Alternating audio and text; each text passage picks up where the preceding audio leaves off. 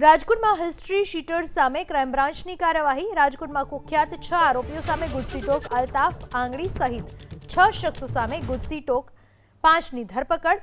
મુખ્ય સૂત્રધાર અલ્તાફ આંગડી પકડની બહાર। આરોપીઓ વિરુદ્ધ અત્યાર સુધીમાં 46 ગુના નોંધાયેલા હોવાનો ખુલાસો થયો છે।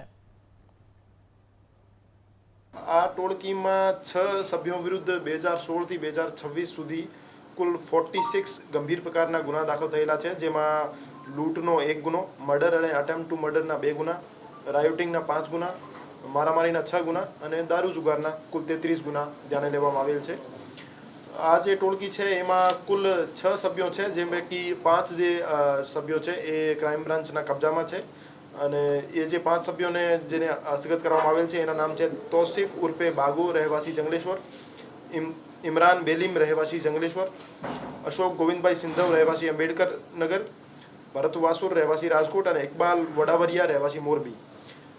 આ જે ટોળકી છે અને એના જે સભ્યો છે એના દ્વારા રાજકોટ શહેર સહિત આજુબાજુના જિલ્લાઓ જેમ કે મોરબી, જૂનાગઢ, રાજકોટ ગ્રામ્ય સહિતના વિસ્તારમાં દારૂ, પ્રોહિબિશન અને જુગારની પ્રવૃત્તિઓ ચલાવવામાં આવતી હતી અને મોટાભાગના જે છે એ લિસ્ટેડ બુટલેગર્સ છે અને એનું મૂળ કામ જે છે બુટલેગિંગ કરી નાના બુટલેગર્સને દારૂ સૌરાષ્ટ્રના અમુક જિલ્લાઓમાં સપ્લાય કરવાનું કામ છે।